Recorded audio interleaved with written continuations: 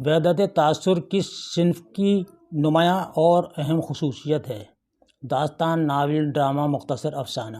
ٹھیک ہے، تو یہ صحیح جواب ہے مختصر افسانہ۔ وحدت تاثر جو ہے مختصر افسانے کی نمایاں خصوصیت ہے۔ ان میں تبازات داستان کون سی ہے؟ فسانہ عجائب، شبرس، باغ و بہار، الف لیلا۔ تو دیکھیے اس میں سے 3 نہیں ہیں۔ ٹھیک ہے، فسانہ عجائب جو ہے یہ تبازات داستان ہے، یعنی کہ تبازات کا مطلب ہے خشیت دل سے لکھی ہوئی کوئی کہانی، وہ داستان یہ فسانہ عجائب رجب علی بیگ سرور کی لکھی ہوئی ہے۔ ملا وجہی کی لکھی ہوئی ہے شبرس، جو 1635 میں عبداللہ قطب شاہ کے عہد میں لکھی تھی، اور باغ و بہار یہ فارسی کا اردو ترجمہ ہے امیر خسرو کی کتاب کا، قصہ چہار درویش کا، جو گلکرسٹ نے فورٹ ولیم کالج میں باغ و بہار میر امن سے ترجمہ کرائی تھی۔ ناظرین، میں ہوں خورشید خان اردو ادب سے۔ اگر آپ میری ویڈیو کو پہلی بار دیکھ رہے ہیں تو چینل کو سبسکرائب کیجیے گا اور بیل آئیکن کو ایک بار پریس کر لیں تاکہ ہماری ہر نئی ویڈیو کا نوٹیفیکیشن آپ کو سب سے پہلے مل جائے۔ اگلا سوال ہے، ڈھونڈو گے ہمیں ملکوں ملنے کے نہیں نایاب ہیں ہم، تعبیر ہے جس کی حسرت و غم، اے ہم نفسو وہ خواب ہیں ہم۔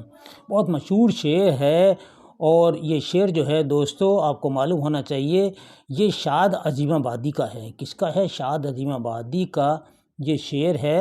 قطب مستری کس صنف سخن سے تعلق رکھتی ہے؟ کئی بار یہ سوال آیا ہے، آج پھر یہ آپ کو میں بتا دیتا ہوں کہ قطب مستری جو ہے یہ ایک مثنوی ہے، اور پہلی تبازات مثنوی ہے قطب مستری، جس کے شاعر ہیں ملا وجہی۔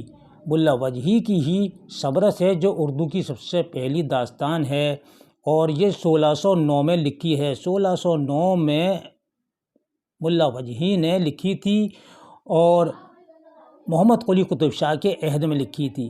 اردو کا پہلا مثنوی نگار کون ہے؟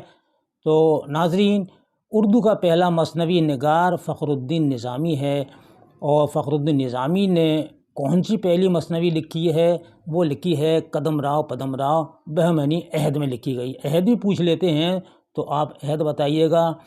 میر حسن شہر البیان والے ہیں اور میر انیس کے دادا ہیں، اور ملا وجہی کے بارے میں آپ جانتے ہیں، ابھی بتا دیا، اور غواصی کی بھی بہت سی مثنویاں ہیں، اور طوطی نامہ بھی غواصی کی ہے۔ ٹھیک ہے، اور ان میں کون صوفی شاعر ہے؟ یہ سوال ہے، ان میں کون صوفی شاعر ہے؟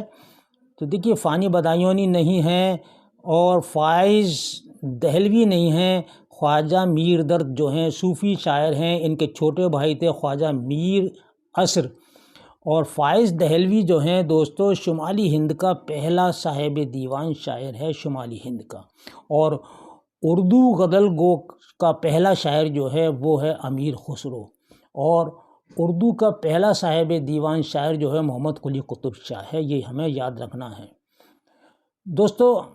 ہمارے علی گڑھ مسلم یونیورسٹی کے بہت سے طالبات نے ایک سوال پوچھا ہے کہ اصطلاحات کسے کہتے ہیں؟ یہ BA کے فرسٹ سیمسٹر میں ہے۔ میں نے ان کے لیے ایک نوٹ تیار کیا ہے، کیونکہ یہ ویڈیو جو ہے، یہ کلاس جو ہے، یہ سوالات جو ہیں وہ صرف آپ کے لیے ہیں۔ آپ کو اگر کسی بھی ٹاپک کی ضرورت ہو تو آپ مجھے کال کیجیے گا، واٹس ایپ کیجیے گا، انشاءاللہ میں حتی الامکان کوشش کروں گا۔ تو میں نے ایک نوٹ بنایا ہے، اس کو آپ نوٹ کر لیجیے گا، اور اپنے تمام اسٹوڈنٹ کو، اپنے تمام ساتھیوں کو شیئر کر دیجیے گا، کیونکہ جلد سے جلد یہ پیپر ہونے جا رہا ہے۔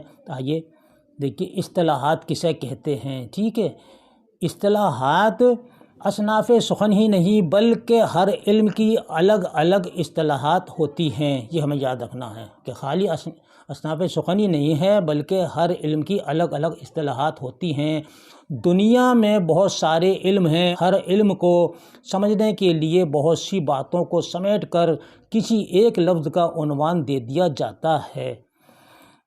مثلاً اب دیکھیے، مثلاً یعنی کہ مثال کے طور پر آپ یہ دیکھیے قصیدہ۔ ٹھیک ہے، قصیدہ لفظ کو ہی لے لیجئے، یعنی عربی و فارسی کی اصطلاح میں قصیدہ اس نظم کو کہتے ہیں جس میں کسی کی تعریف یا ہجو یا بیان کی جائے اور جس کی حیت غزل کی طرح ہو۔ اس طرح فلسفے کی الگ اصطلاحات ہیں، سائنس کی الگ اصطلاحات ہیں، اس کو انگریزی میں ٹرمینالوجی اور ہندی میں شبداولی کہتے ہیں، یہ بھی آپ یاد رکھیے گا لکھنے کے لیے آیا تو۔